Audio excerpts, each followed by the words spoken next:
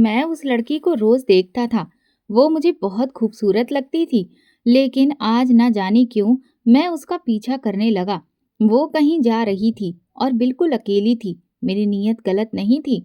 बस मैं जानना चाहता था कि वो करती क्या है, क्योंकि मैंने उसे जिस हालत में देखा था, उसके बाद मेरी जगह कोई भी होता उसका पीछा जरूर करता। उसने अपने आप को एक बड़ी सी चादर में लपेट रखा था। वो बड़ी सावधानी से कदम उठाती हुई चली जा रही थी। उसको नहीं पता था कि मैं उसके पीछे हूँ और मुझे किसी का भी पीछा करने का हुनर खूब आता था, क्योंकि मैं एक पुलिस वाला था।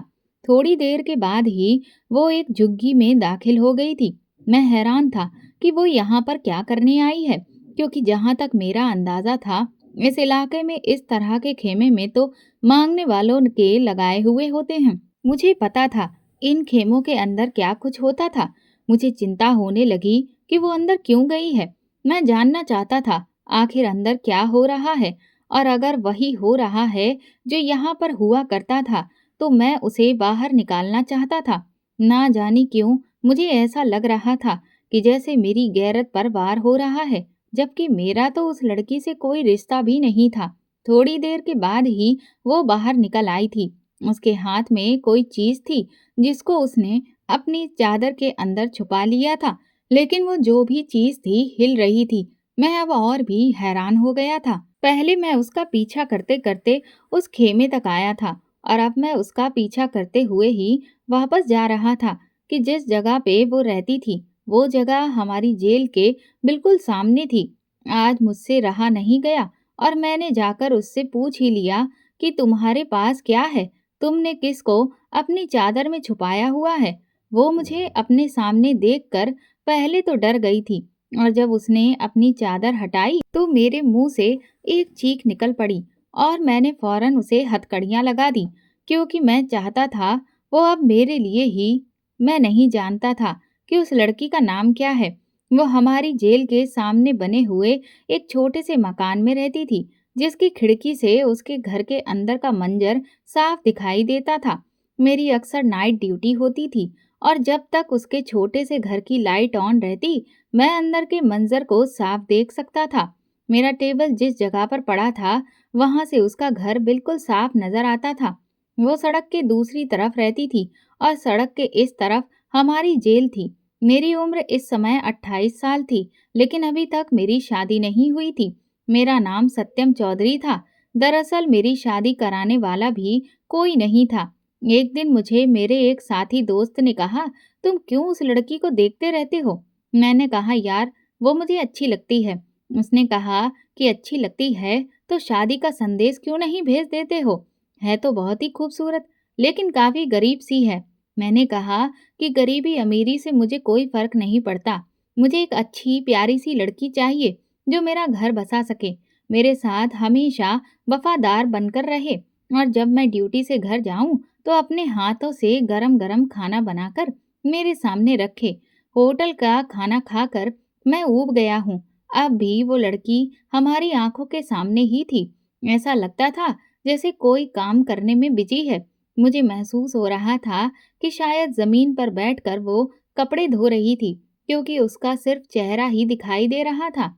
उसकी खूबसूरती ऐसी थी कि कोई भी उस पर एक निगाह डाल दे तो निगाह हटाना भूल जाए। उसकी बड़ी बड़ी आंखें थीं, पतली सी नाक थी, पतले गुलाबी होंठ थे, और रंग भी एकदम सफेद था। मैंने कहा, बात तो तेरी ठीक है कि शादी का संदेश भिजवा दूं, लेकिन मुझे लगता है कि वो अकेली नहीं रहती होगी, और फिर उसकी उम्र भी बहुत कम है। यही कोई 16 से 17 साल की होगी। इस लड़की की। मेरे दोस्त ने कहा, तो ये तो अच्छी बात है ना। कम उम्र पत्नी बहुत ही अच्छी साबित होती है। पति की सारी बातें मान लेती है। उसे दुनियादारी की ज्यादा समझ नहीं होती, इसीलिए कि पति को बिल्कुल भी वो तंग भी नहीं करती है, और जिंदगी अच्छी गुजर जाती है। बच्चे जल्दी हो जाते हैं तो बच्चे जवान भी हो जाते हैं, और पत्नी खूबसूरत और जवान ही रहती है। मैंने अपने दोस्त को हैरान होकर देखा था। क्या अजीब सी फिलॉसफी झाड़ रहा था। वैसे उसने भी एक कम उम्र लड़की से ही शादी की हुई थी, इसीलिए वो अपना अनुभव मेरे साथ बांट रहा था।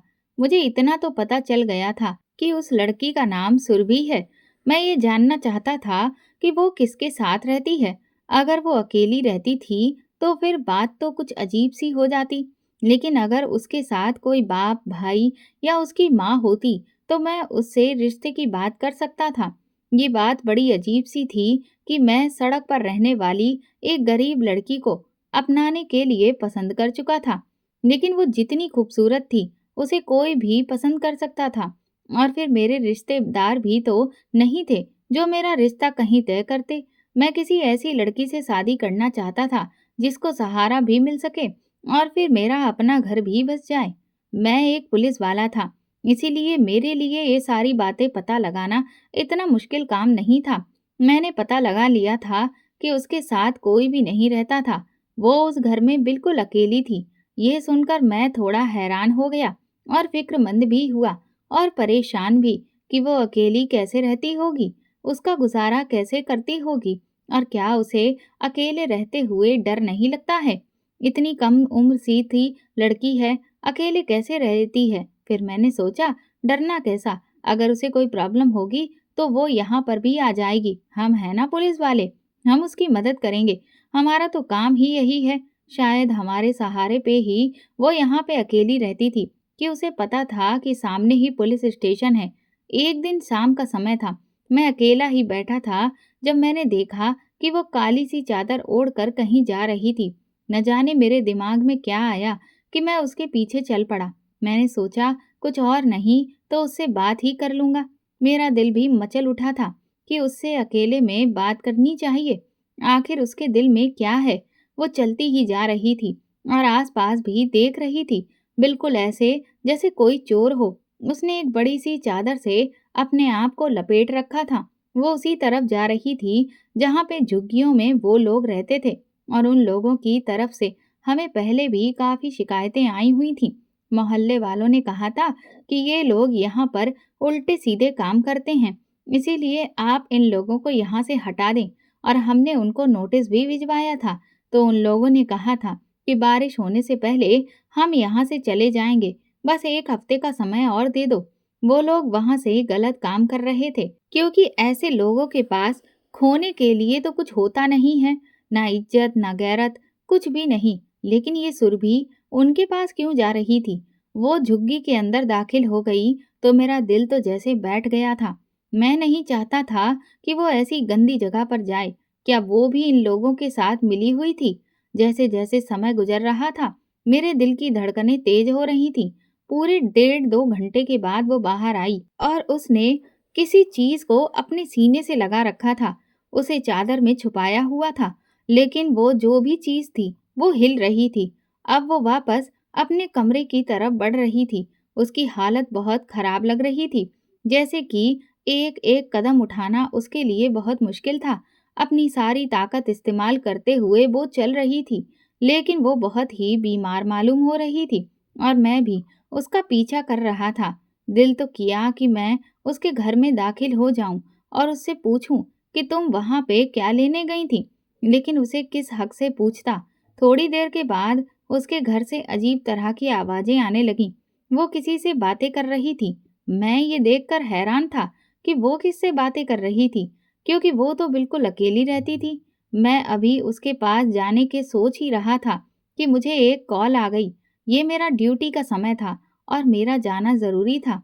इसीलिए मैं इस मामले को यहीं पर अधूरा छोड़कर चला गया। लेकिन सुबह जब सुरभि को देखा तो मेरे कदमों तले से ज़मीन ही निकल गई थी। उसकी गोद में तो एक बच्चा था। पहले वो हमेशा खुद को एक काली चादर में लपेट कर रखती थी, इसीलिए मुझे इससे पहले ये पता नहीं चला कि वो प्रेग्नेंट है और ये बच्चा नवजात था।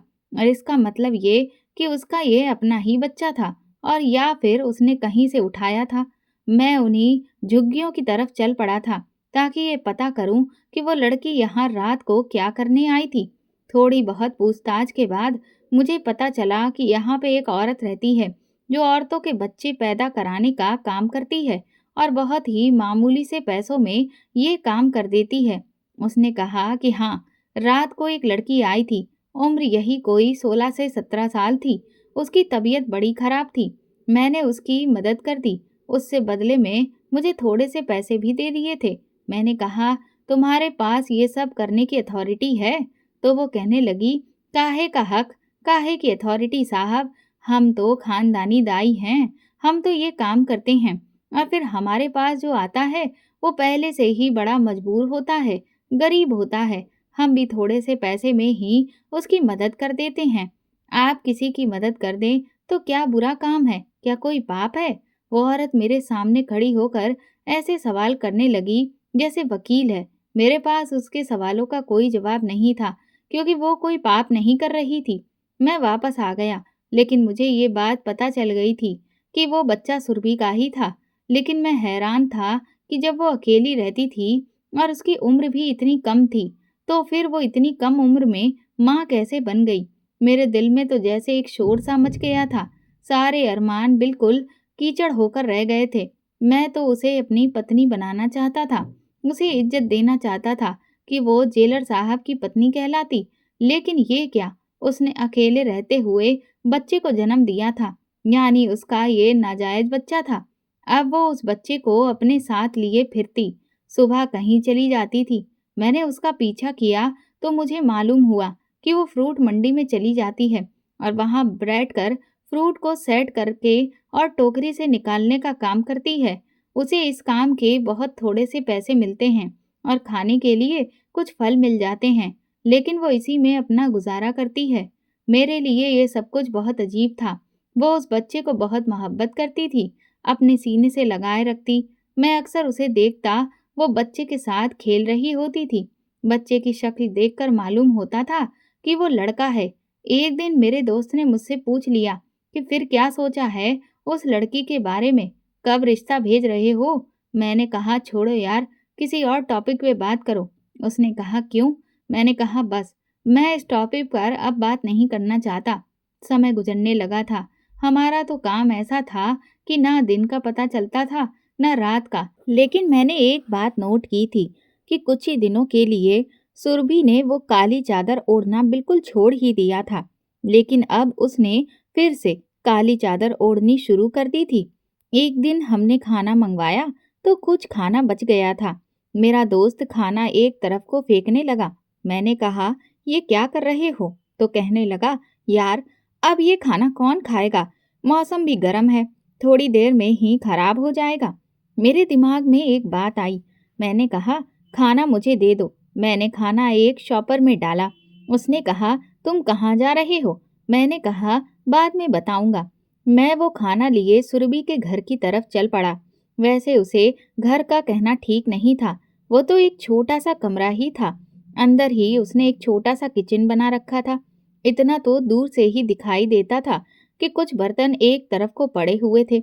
मेन दरवाजे पर मैंने दस्तक दी। दरवाजे के आगे फटा हुआ पर्दा लगा था। उसने कहा, कौन? मैंने उसकी आवाज़ सुनी तो मेरा दिल शोर मचाने लगा। मुझे अजीब सा महसूस हुआ था।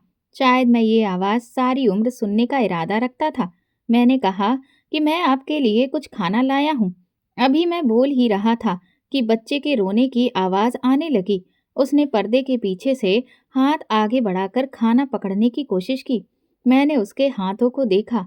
बेहद खूबसूरत दूधिया सफ़ेद रंगत के हाथ थे वो। एक दुबली पतली खूबसूरत लड़की थी। ऐसी लड़की जो हर मर्द के ख्वाबों में आती है और जिसे हर मर्द अपनी पत्नी बनाने के लिए तैयार रहता है। लेकिन इस समय वो बहुत कमज़ोर थी। उसका हाथ बिल्कुल सूखा हुआ सा था, हड्डियां बाहर को साफ दिख रही थीं। मैंने खाना उसके हाथ में पकड़ा दिया। उसने कहा, धन्यवाद। जब मैं वहां से वापस आ रहा था, बच्चे के रोने की आवाज़ फिर से आई थी और सुरभि की आवाज़ भी आ रही थी। ऐसा लग रहा था कि वो ठीक नहीं है। जाहिर सी बात है, उसने कहा, ठीक होना था। वो तो अपना ना ख्याल भी रखती थी, हर वक्त बच्चे के साथ ही बिजी रहती। मैंने आते जाते उसको देखा था। मेरी एक आंख हमेशा उस पर ही होती थी। एक दिन हमारे पास एक आदमी आया। उसने कहा, ये जो सड़क पार की जगह है, ये मेरी है। मैंने इसके ऊपर एक प्लाजा बनाना है, लेकिन यहाँ पर कुछ गरीब लोग रहते हैं और अपने घर बनाकर बैठे हैं। मैं कोर्ट से ऑर्डर लेना चाहता हूँ ताकि इन घरों को तोड़ सकूं। ये तो वही जगह थी जहाँ पर सुरभि भी रहती थी। मैंने कहा कि मैं तुम्हारा काम नहीं करवा सकता। उसने कहा, देखो मैं बहुत दूर से आया हूँ साहब, अगर अभी मैं चला गया तो फिर मैं अगले महीने ही आ सकता हूँ।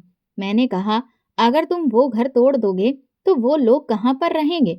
मैं तुम्हारा ये काम नहीं कर सकता। वो आदमी ये कहकर चला गया कि मैं जगह तो खाली करवा कर ही रहूंगा। मैं अगले महीने फिर आऊंगा। अजीब सा रिश्ता था मेरा और सुरभि का। सुरभि के साथ मुझे हमेशा उसकी चिंता लगी रहती थी। मैं उससे दिल ही दिलों में नाराज भी था कि उसने एक नाजायज बच्चे को जन्म क्यों दिया था। और आजकल मुझे उसके चाल ढाल देखकर भी लग रहा था कि जैसे वो फिर से माँ बनने वाली है। लेकिन मैं हैरान इस बात पे था कि मैंने कभी भी उसके घर में किसी आदमी को जाते हुए नहीं देखा था। अक्सर मेरी नाइट ड्यूटी ही होती थी और फिर जैसे मैंने पहले बताया कि मेरी आंखें तो वहीं पर रहती थी। फिर ये सब कुछ कैसे हो रहा था? और फिर वही हुआ जिसका डर था। मेरा अंदाजा ठीक निकला। अभी उसके पहले बच्चे को दुनिया में आए हुए 1 साल भी नहीं हुआ था कि उसकी गोद में एक और दूसरा बच्चा आ गया। इस बार उसने एक बेटी को जन्म दिया था और वो बहुत खुश थी। उसका भी वो बहुत ख्याल रख रही थी। वो अपने बच्चों का बहुत अच्छे से ख्याल रखती थी। उन्हें अच्छे अच्छे कपड़े पहनाती, लेकिन खुद उसके पास फटे पुराने कपड़े होते थे। मैं हैरान होता था कि वो अपने बच्चों की देखभाल के लिए इतने पैसे कहाँ से लाती है कि बच्चों के शौक पूरे कर देती है, लेकिन खुद फटे पुरानी हालत में ही क्यों रहती है। मैंने पहले ऐसी लड़की देखी थी जो इतने बुरे हालात में भी इतनी खुश रहती थी। बच्चों के साथ खेलती, अक्सर उसके बच्चों की आवाजें आती थी। वो उनको बहुत प्यार करती, कभी कहती मेरी जान, कभी कहती मेरे बच्चे। मेरी जिंदगी में मैं अक्सर वहां से गुजरता था। बहाने बहाने से उसकी बातें सुनने की कोशिश करता था कि अंदर कोई तो है, तो नहीं, लेकिन मुझे कभी वहां पर कोई मर्द दिखाई नहीं दिया था। एक दिन मैंने सुरभि को देखा तो मुझे उसकी हालत पर बहुत ज्यादा तरस आ गया था। उसके कपड़े एक तरफ से फटे हुए थे। मैंने कुछ सोचते हुए बाजार से एक सूट लिया और एक जोड़ी स्लीपर्स भी बैग में डालकर मैं उसके घर की तरफ चल पड़ा। दरवाजे पर दस्तक दी। सुरभि ने कहा, कौन? मैंने कहा कि मैं वही हूँ जो उस दिन आपके लिए खाना लेकर आया था। आज मैं आपके लिए कुछ कपड़े वगैरह लाया हूँ। उसने कहा, आपका बहुत बहुत धन्यवाद, लेकिन मैं किसी की दी हुई भीख नहीं लेती। मैंने कहा, आपको गलतफहमी हुई है, ये भीख नहीं है। अगर आप ये चीजें रख लेंगी तो मुझे खुशी होगी और ये सामान आपके काम आएगा। इस बार वो पर्दे को हटाकर मेरे सामने आ गई। शायद देखना चाहती थी कि कौन मेरी मदद कर रहा है, वो कौन है।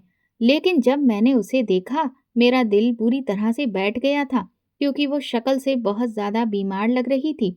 मैंने वो थैली उसकी तरफ बढ़ा दी। वो कहने लगी, बहुत बहुत धन्यवाद। मैंने एक नज़र उसके पीछे देखा।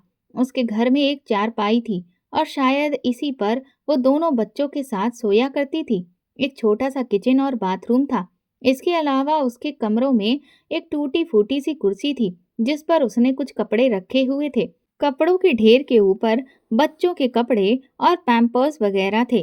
पता नहीं वो बच्चों का सामान कैसे खरीदती होगी, कैसे दोनों बच्चों का खर्चा उठा रही थी। उसके पास बच्चों के दूध के पैकेट के लिए पैसे कहाँ से आते थे? शायद जो भी कमा कर लाती थी उससे बच्चों का सामान ही खरीद लेती थी। उसने कहा, आपका नाम क्या है? मैंने कहा, मेरा नाम सत्यम है। ये सामने जो पुलिस स्टेशन है, मैं वहीं पर काम करता हूँ। अगर आपको कोई प्रॉब्लम हो तो आप मुझे बता सकती हैं। मुझे आपकी मदद करके खुशी मिलेगी। उसने कहा, आप मेरी मदद क्यों करना चाहते हैं? आप मुझे अकेली लड़की समझकर मेरा फायदा उठाना चाहते हो? मैंने कहा, ऐसी कोई बात नहीं है। मैं ऐसा आदमी नहीं हूँ। मैं तो आपकी मदद करने के लिए यहाँ पे आया था। वो अपनी बात कहकर अब थोड़ा सा शर्मिंदा हुई थी। उसने कहा, मुझे माफ कर दें। दरअसल मैं अकेली रहती हूँ, इसीलिए ऐसी बातों के बारे में अक्सर मैं सोचती रहती हूँ। मैंने कहा, आपको डरने की जरूरत नहीं है। अगर आपको कोई भी समस्या हो तो आप मुझे जरूर बताना। मैं आपकी मदद करने के लिए तैयार हूँ। उसने कहा, मेरी मदद कोई नहीं कर सकता। इतना कहकर वो वापस वहां से अंदर चली गई थी और मुझे वहीं खड़ा होना सही नहीं लगा। अब मैं उसके पीछे अंदर जाकर ये भी नहीं पूछ सकता था कि मुझे पूरी बात बताओ, मुझे पूरी कहानी सुनाओ कि तुम्हारे साथ क्या समस्या है आखिर। कोई तुम्हारी मदद क्यों नहीं कर सकता? बस मैं खामोश हो गया और वापस आ गया। दिन इसी तरह से गुजरने लगे और उसकी हालत अब फिर से खराब होने लगी। मैंने ये बात नोट की थी कि जैसे ही वो माँ बनने वाली होती थी, अपने ऊपर एक काली चादर डालकर खुद को अच्छे से लपेट कर रखती थी। शायद वो अपने आप को छुपाती थी ताकि लोगों को ये ना पता चले कि वो माँ बनने वाली है। इस बार भी उसने फिर से काली चादर ओढ़ ली थी, तो मैं हैरान हो गया, क्योंकि अगर ये उसका तीसरा बच्चा था, तो मैं ये पता लगाने में अब तक नाकाम था कि ये बच्चे कहाँ से आ रहे थे। क्या वो चरित्रहीन लड़की थी? वो यहाँ पर कोई गलत काम करती थी, लेकिन वो मुझे उसके बारे में कोई खबर नहीं मिली थी। और एक दिन जो मैंने देखा, मेरी आत्मा तक कांप उठी थी। उसके घर के बाहर एक बहुत बड़ी गाड़ी खड़ी थी। मैं हैरान हो गया, क्योंकि बड़ी गाड़ियों में कैसे लोग होते हैं ये हम पुलिस वाले नहीं जानते होंगे, तो कौन जानता होगा। मामला जरूर कुछ गड़बड़ था।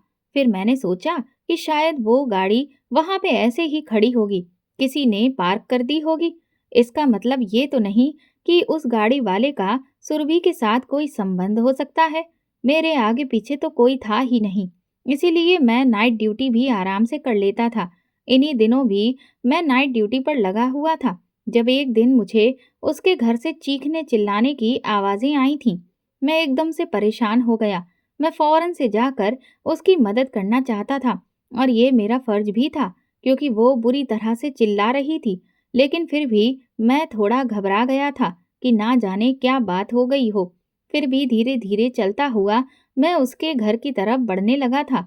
उसके चिल्लाने की आवाजें अब तक आ रही थीं। मैं जैसे ही दरवाजे के पास पहुंचा, शायद उसे भी महसूस हो गया था कि बाहर कोई है। उसने कहा, कौन है?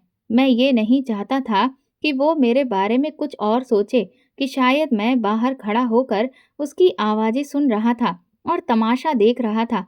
इसीलिए मैं जल्दी से अंदर दाखिल हो गया। मैंने कहा, जी, मैं हूँ। मैं सामने का मंजर देखा तो हैरान हुआ था। वो बहुत तकलीफ में थी। उसके दोनों बच्चे भी बुरी तरह से रो रहे थे। साफ पता चल रहा था कि वो फिर से एक बच्चे को जन्म देने वाली थी। ये देखकर मैं थोड़ा भी हैरान हुआ था। उसने अपने आप को उसी काली चादर में लपेटा हुआ था। मैंने कहा, क्या बात है? तो कहने लगी, मुझे बहुत दर्द हो रहा है, मुझे डॉक्टर के पास ले जाएं। मैंने कहा, ठीक है। मैं बहुत ज्यादा हड़बड़ाहट में पड़ा हुआ था, और इसी हड़बड़ाहट में मैं उसे एक करीबी अस्पताल में लेकर गया। ये अस्पताल प्राइवेट था। यहाँ के लोग मुझे अच्छी तरह से जानते थे। डॉक्टर समझी थी कि शायद मैं शादीशुदा हूँ और सुरभि मेरी पत्नी है। मैंने दोनों बच्चों को एक नर्स के हवाले किया। उससे कहा कि बच्चे की तबीयत भी ठीक नहीं लग रही है। उसने बच्चों को दूध वगैरह पिलाया और सुरभि की देखभाल करने लगी। थोड़ी देर के बाद ही डॉक्टर ने मुझे कमरे में बुलाया। उसने कहा, ये कौन है आपकी? मैंने डॉक्टर को साफ बता दिया कि ये मेरी कुछ नहीं लगती, लेकिन मैं इसकी मदद कर रहा हूँ। डॉक्टर ने कहा कि फिर तो आपने बहुत ही अच्छा किया, क्योंकि ये तो बहुत ही बुरी हालत में है। ये तो उसकी उम्र कम है, ऊपर से इसका ये तीसरा बच्चा था। डॉक्टर की इस बात पर मैं चौंक गया था। मेरे चौंकने पर डॉक्टर ने कहा कि हाँ, हम उस बच्चे को बचा नहीं पाए। कमजोरी की वजह से उसका बच्चा पेट में ही मर गया था, जिसे हमने सफाई करके बाहर निकाल दिया है। आखिर इन बच्चों का बाप कौन है? उसको बुलाओ, जरा उसको समझाऊं कि इतनी जल्दी जल्दी बच्चे पैदा करने की आखिर क्या तुक बनती है। कम से कम अपनी पत्नी का ख्याल तो करे। मैंने कहा कि मुझे इसके पति के बारे में कुछ भी नहीं पता है। बस आप इसकी सेहत का ख्याल रखें, और अगर किसी चीज की जरूरत हो तो मुझे बताएं, मैं लेकर आता हूँ। डॉक्टर भी थोड़ी हैरान हुई थी।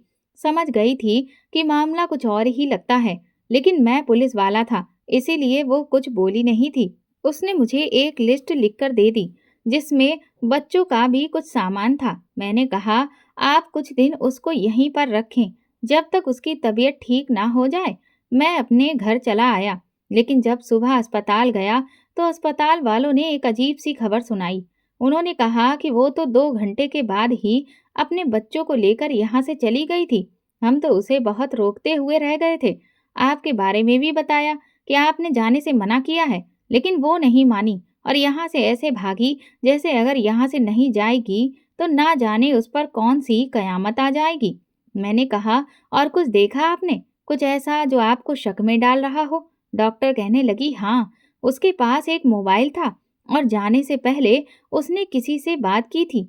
मैं बड़ा हैरान हुआ, लेकिन मुझे पता तो था कि वो कहाँ गई होगी, सो मैं उसके घर चला आया।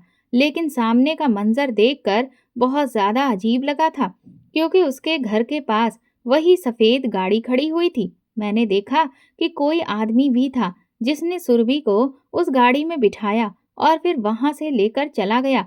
सुरभि उस आदमी के साथ जाना नहीं चाहती थी। वो आदमी जबरदस्ती उसे अपने साथ लेकर गया था। मैंने फौरन गाड़ी का पीछा करना शुरू कर दिया।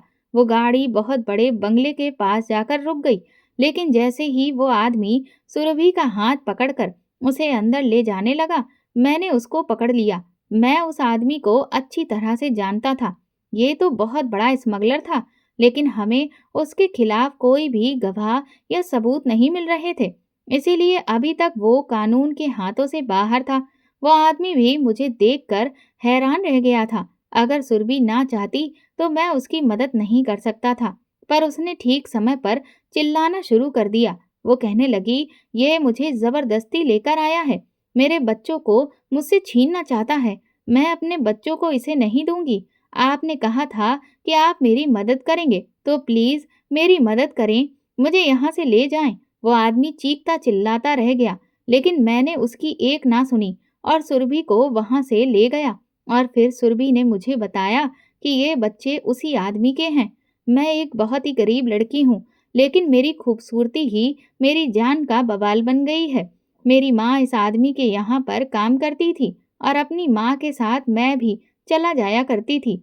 इसकी नज़र मेरे ऊपर खराब हो गई थी। जब मेरी माँ ने देखा कि वहां पे मेरी इज्जत को खतरा है, तो मेरी माँ ने वो काम छोड़ दिया। लेकिन इस आदमी ने मेरा पीछा नहीं छोड़ा। मेरी माँ बीमार रहने लगी थी और एक दिन वो बीमारी में ही भगवान को प्यारी हो गई। अब मैं इस दुनिया में अकेली रह गई थी। इस आदमी को जब ये बात पता चली कि मैं बिल्कुल अकेली रहती हूँ, तो एक रात ये मेरे घर आया और फिर इसने मेरे साथ जबरदस्ती की। इसका जब भी मन होता है, अब ये मेरे घर चला आता है, क्योंकि इसे पता था कि यहाँ पर अब रोकने वाला कोई नहीं है। ये पूरी रात मेरे साथ जुल्म करता है और सुबह होते ही चला जाता है। नतीजा ये निकला कि मैं इसके बच्चे की माँ बन गई। इसने बच्चों को गिरवाना भी चाहा, लेकिन डॉक्टरों ने बच्चों को गिराने से साफ मना कर दिया, क्योंकि मेरी उम्र कम थी और मुझे भी जान का खतरा था। इस आदमी की अय्याशियां मुझसे पूरी हो रही थीं, इसीलिए ये मुझे मरने नहीं देना चाहता था। और फिर मैंने उस बच्चे को जन्म दिया। उसके बाद भी ये आदमी नहीं माना और मुझे अपनी हवस का निशाना बनाता रहा, और उसी का नतीजा था कि मैं दूसरे बच्चों की भी माँ बन गई।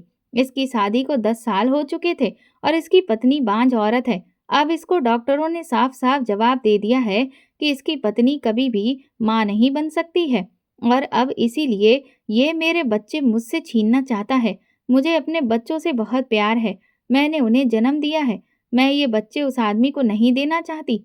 मैंने उसे कहा भी था कि अगर तुम्हें मुझे अपने साथ रखना है, तो मुझे इज्जत के साथ रखो, मुझसे शादी कर लो। लेकिन ये मुझे इज्जत देने को तैयार नहीं है और मैं इसकी रखैल बनकर रहना नहीं चाहती। मैंने कहा, अगर तुम्हें उसके साथ नहीं रहना तो तुम मत रहो, मैं तुम्हारी पूरी मदद करूंगा। वो कहने लगी, आप नहीं जानते, ये आदमी बहुत खतरनाक है। आप मुझे कहीं भी रखेंगे, किसी के भी हवाले रखेंगे, तो ये वहीं पर पहुंच जाएगा। मैं पहले से ही छुप कर रह रही थी, लेकिन वो मेरे पीछे पीछे आ ही गया। मैंने कहा, तुम चिंता मत करो, मेरे पास सुरभि को रखने की वाकई कोई जगह नहीं थी। मैं उसे अपने घर ले जाता तो फिर मैं पकड़ा जाता, क्योंकि वो सबसे पहले मेरे घर की तलाशी लेता। मैंने सुरभि को उसी जेल में कैद कर दिया, क्योंकि वो ये कभी सोच भी नहीं सकता था कि मैं सुरभि को बचाकर जेल में कैद कर दूंगा। वो तो यही समझ रहा होगा कि या तो मैं उसे अपने घर ले जाऊंगा या फिर कहीं और। काफी समय तक वो उसे ढूंढता रहा, और इधर सुरभि जेल में अपने बच्चों के साथ रह रही थी, लेकिन वो हमेशा वहां नहीं रह सकती थी। मुझे उसके बारे में कोई तो फैसला करना ही था। जब मैंने अपने दोस्त को ये बात बताई, तो वो भी हैरान हुआ। उसने कहा कि उसे वहाँ से निकालना पड़ेगा। मैंने कहा कि मैं उसे यहाँ से निकाल कर कहाँ ले जाऊँगा? अपने घर ले जाऊँ तो किस रिश्ते से? मेरे दोस्त ने कहा, यार, बात तो वहीं पर आ गई ना, जो तूने फैसला किया था। लेकिन अब भी फैसला तेरे हाथ में है। काफ़ी मुश्किल हो गया था ये सब कुछ मेरे लिए।